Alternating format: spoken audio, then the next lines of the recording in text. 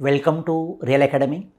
विद्यार्थी मित्रांनो, आता फक्त 16 दिवस तुमच्या 16 डेज तुमच्या आता बोर्ड एक्झामसाठी राहिलेले आहेत. इंग्रजी माध्यम 10वी लोअर लेव्हल मराठी 23 फेब्रुवारीला तुमचा पहिलाच पेपर म्हणजे एक्झामचा शुभारंभ तुमचा मराठी पेपरने होणार आहे. तर उरलेल्या काही दिवसांमध्ये मराठी विषयाचा अभ्यास करताना कोणकोणत्या गोष्टींवर फोकस करायचा आहे ते आपण या माध्यमातून समजून घेणार आहोत. बऱ्याच ठिकाणी माझे सेशन झालेत, पण आपल्या सर्व विद्यार्थ्यांना याचा अजून या ठिकाणी फायदा व्हावा हाच एक हेतू आहे हा व्हिडिओ या ठिकाणी बनवण्यामागे. तर शेवटच्या 4 दिवसांमध्ये विद्यार्थी मित्रांनो 19, 20, 21 आणि 22 या 4 दिवसांमध्ये आपण मराठी विषयाचा अभ्यास करताना कोणकोणत्या गोष्टींवर आपण फोकस करणार आहोत. आता सर्व A to Z अभ्यास करण्यासाठी आपल्याला खूप वेळच नाही म्हटलं तरी चालेल. तर शेवटच्या 4 दिवसांमध्ये आपण कोणकोणत्या गोष्टी करायच्या आहेत ते आपण समजून घेणार आहोत. तर सर्वात सुरुवातीला मित्रांनो शेवटच्या 4 दिवसांमध्ये आपण पेपर पॅटर्न वाईज बघणार आहोत. तर सर्वात सुरुवातीला आपण जो तुम्हाला विभाग 1 गद्य आहे,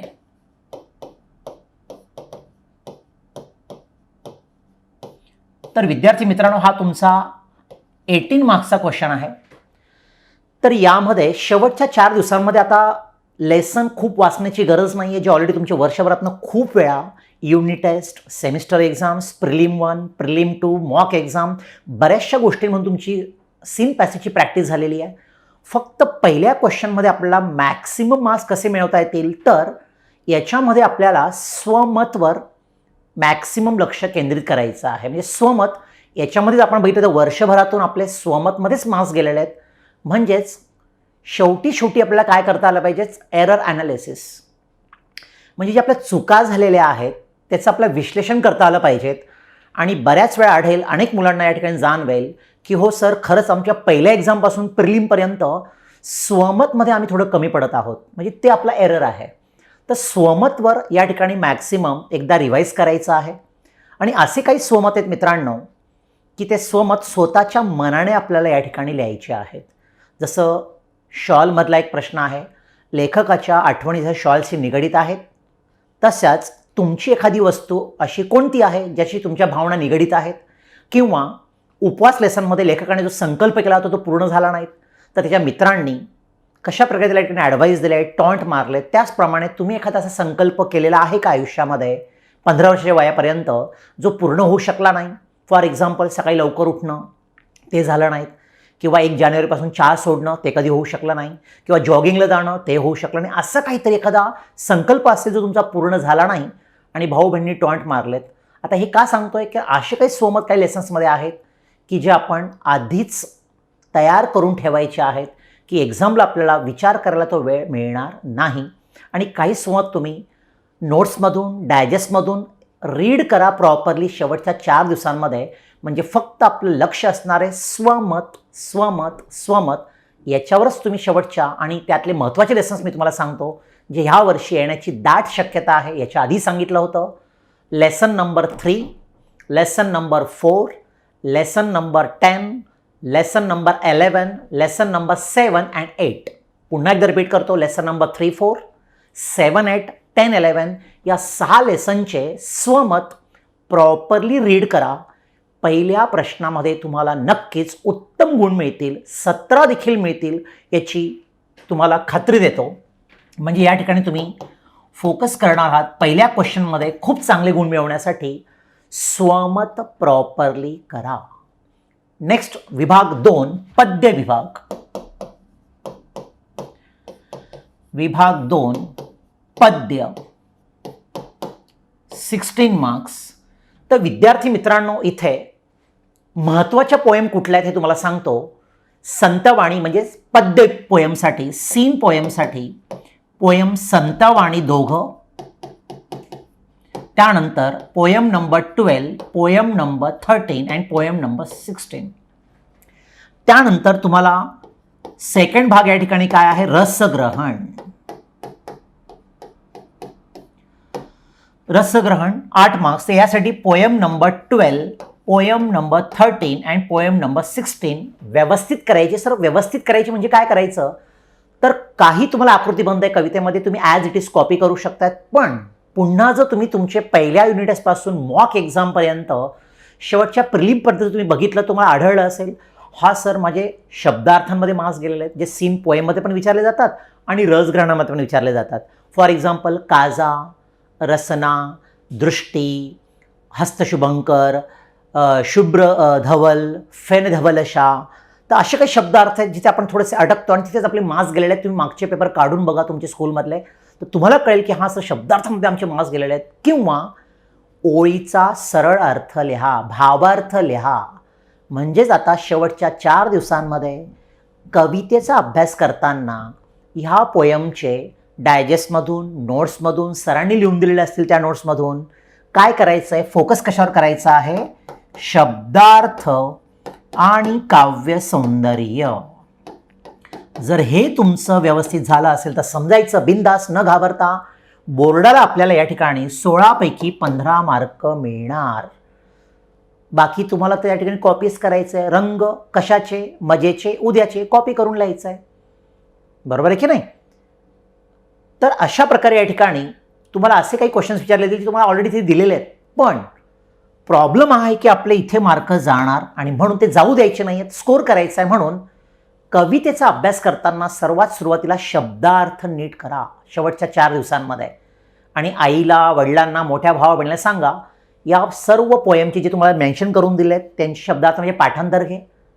काही ओळीचा अर्थ मला विचार. फॉर एक्झाम्पल अग्नी माझी पडे बाळू, माता धावे कणवाळू, किंवा हिरव्यागार झाडासारखं, झाडांच्या पानांवरून वहीच्या पानावर अलगत उतरतात दवाचे टपोरे थेंब, किंवा शेकडो वेळा चंद्र आला, तारे फुलले, रात्र धुंद झालीत, भाकरीचा चंद्र शोधण्यात जिंदगी बर्बाद झालीत.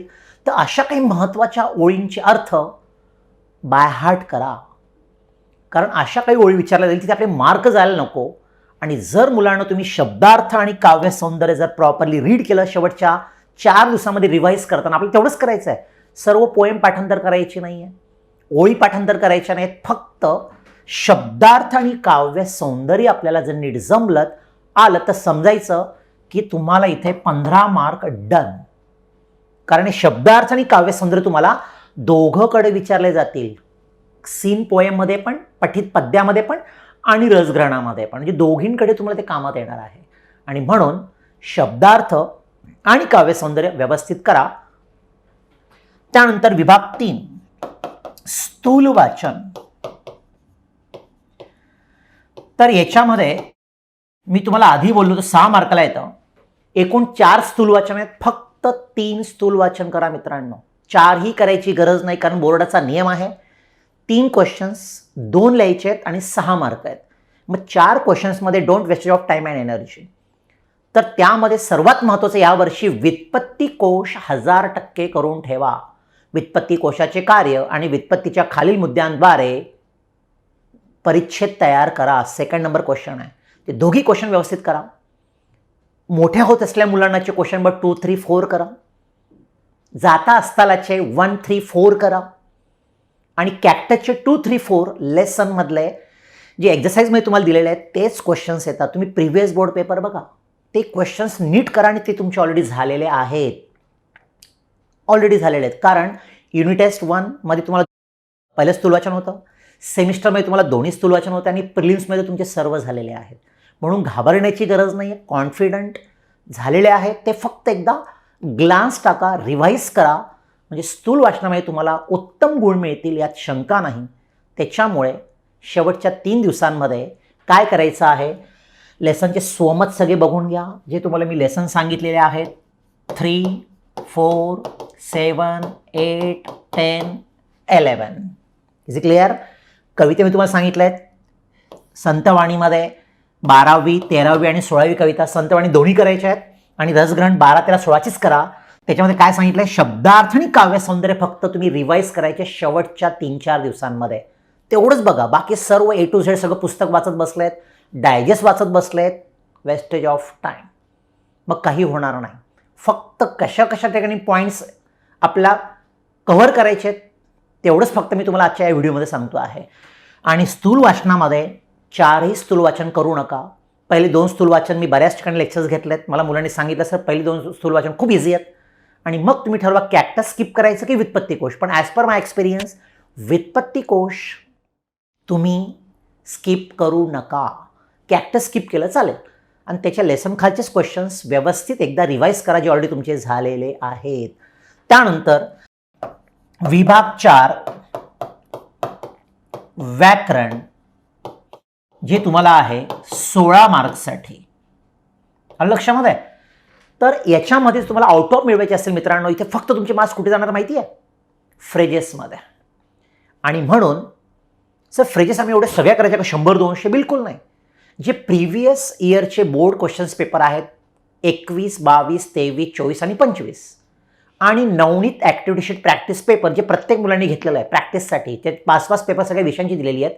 या सर्व प्रिव्हियस बोर्ड क्वेश्चन्स पेपरमधील आणि नवनीत ॲक्टिव्हिटी शीट प्रॅक्टिस पेपरमधील जर तुम्ही सर्व ग्रामर फ्रेजेस जर व्यवस्थित बघून घेतलं, ते काय बाहेर करायची गरज नाही, बघून घेतलं तरी तुम्हाला आउट ऑफ मिळतील. त्याच्यातूनच तुम्हाला फ्रेजेस येणार आहेत, हे लक्षात ठेवा. फॉर एक्झाम्पल,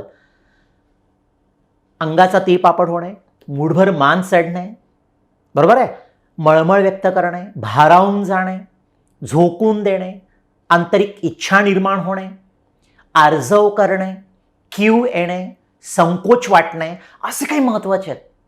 आणि त्या प्रिव्हियस बोर्ड पेपरमध्ये कमीत कमी एका पेपरमध्ये 3 असतात. आणि जर तुम्ही एवढे बघितले तुमचे 25 ते 30 फ्रेजेस जे पॉप्युलर आहेत, जे मॅक्सिमम त्याने रिपीट होतात, ते नीट करा. म्हणजे इथे मी तुम्हाला रिपीट करतोय, व्याकरणामध्ये आउट ऑफ मिळवण्यासाठी मित्रांनो प्रिव्हियस बोर्ड क्वेश्चन पेपरचे सर्व फ्रेजेस, समानार्थी, विरुद्धार्थी, पंक्च्युएशन सर्व नीट बघा. 16 आउट ऑफ 16 मिळणारच 100%. पण ती मेहनत शेवटच्या 3-4 दिवसांमध्ये घ्या. आणि जे काही आपण सोडून पण घेतलेत सर्व पेपर्स तुमच्याकडे सुद्धा ते अवेलेबल आहेत, तर ते एकदा फक्त या ठिकाणी काय करा, त्याच्यावर ग्लान्स टाका, रिव्हाइज करा, म्हणजे तुम्हाला ग्रामरमध्ये नक्कीच आउट ऑफ मिळणार आहेत. त्यानंतर आपण विभाग 5 कडे जाऊया, शेवटच्या रायटिंग स्किल उपयोजित लेखन, जे तुम्हाला 24 गुणांसाठी आहे. इथे मी तुम्हाला वारंवार सांगितलं आहे, आता रायटिंग स्किल तुम्हाला बाय करण्याची गरज. सर काय करायचं, तर मी तुम्हाला इथे सांगेल की रायटिंग स्किलचे फॉर्मॅट फक्त बघा 21 तारखेला. 19 आणि 20ला हे सर्व कव्हर करा. पूर्ण वेळ तुमच्या हातात, 24 तास तुमच्या हातामध्ये आहेत. त्याच्यामुळे हे कसं कव्हर करायचं तुमचं प्लॅनिंग तुम्ही बनवा, तसं तुम्ही या ठिकाणी शेड्यूल बनवा. आणि 21 तारखेला आणि 22 तारखेला फक्त रायटिंग स्किलवर नीट फोकस करा. 21 आणि 22 रायटिंग स्किलसाठी द्या. म्हणजेच काय, लेटरचे सगळे फॉर्मॅट बघा, फक्त बॉडी ऑफ द लेटर जे मी तुम्हाला पाठवलेले पण आहेत ते नीट बघा. म्हणजे फक्त 2च लेटर करायचे आहेत, मागणी आणि विनंती. यावर्षी मागणी पत्रे चान्सेस जास्त आहेत.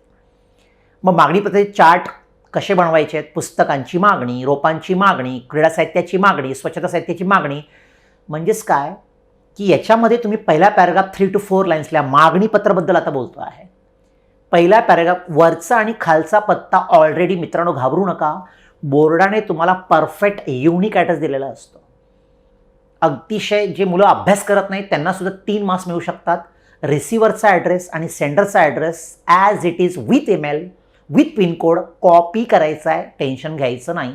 वरच्या डेट, रिसिव्हरचा ॲड्रेस आणि सब्जेक्ट 2 मार्क्स आहेत, मॉडेल आन्सरमध्ये दिलेलं असतं. आणि खाली सेंडरचा address with email I D 1 marks copy करून. मग फक्त तुम्हाला शेवटच्या 2 दिवसांमध्ये काय करायचं आहे, बॉडी ऑफ द लेटर कसं लिहायचं आहे. विनंती पत्राला 7 to 8 lines first paragraph, second paragraph 3 to 4 lines लिहायचा आहे. मागणी पत्रामध्ये पहिला पॅराग्राफ 3 to 4 लाईन्स आणि चार्ट बनावं लागेल, पुस्तकांची नावं, रोपांची नावं, क्रीडा साहित्याची नावं जे काय असतील. आणि खाली कन्क्लुजन 3 to 4 लाईन्स आणि मग खाली सेंडरचा ॲड्रेस. म्हणजेच फक्त असे बरेचसे लेटर्स तुम्ही बघा, फॉर्मॅट नीट बघा, बॉडी ऑफ द लेटर फक्त फोकस करा, बाकी वरचा खालचा ॲड्रेस सोडून देत. वो तुम्हाला ऑलरेडी वहाँ जाके छापना लिखना है.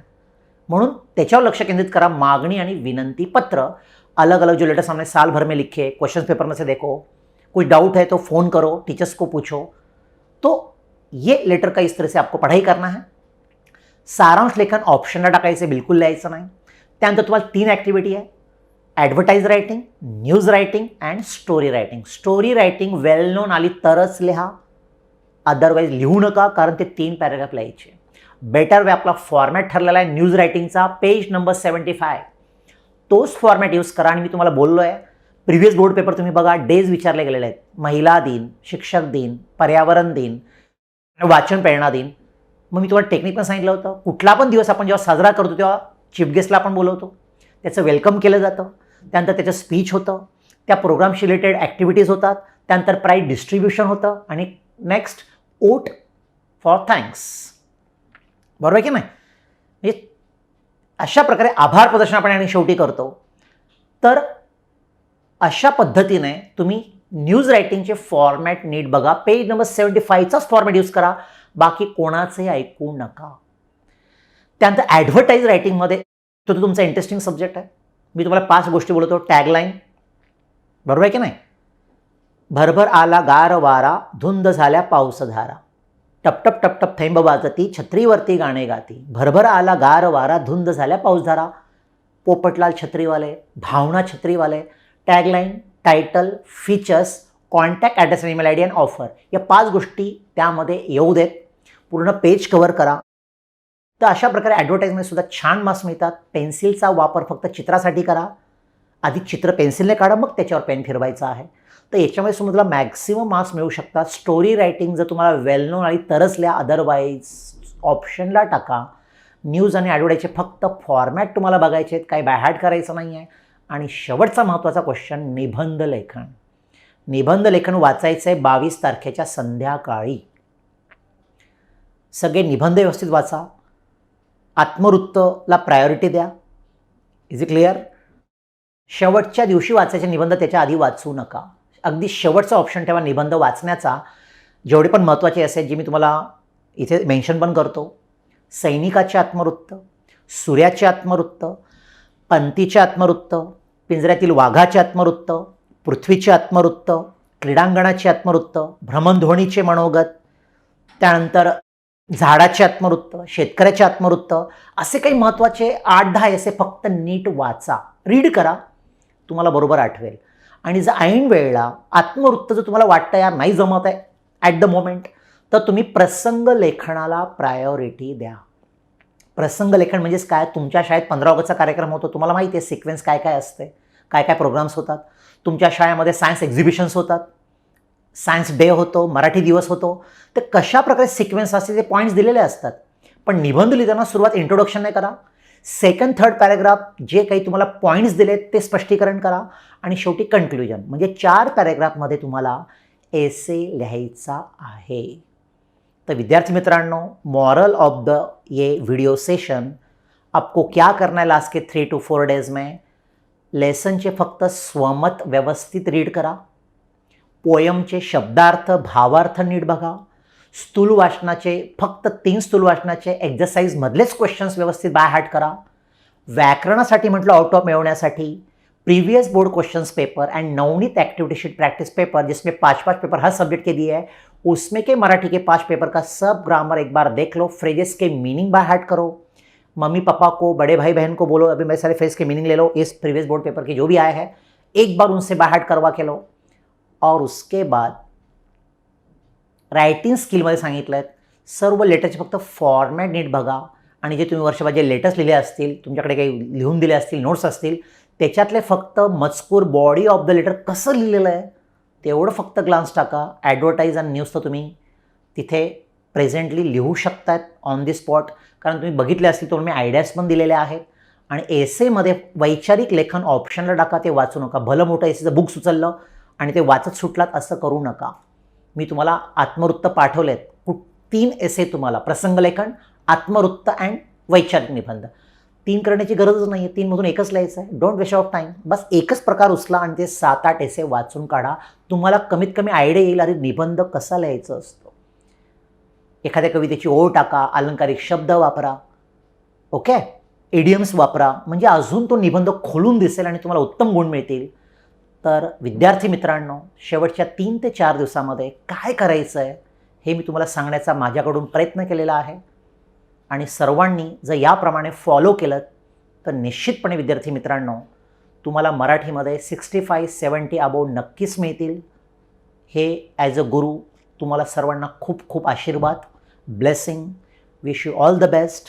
येणाऱ्या तुमच्या बोर्डाच्या एक्झामसाठी सर्वांना भरभरून यश मिळव. धन्यवाद. नमस्कार.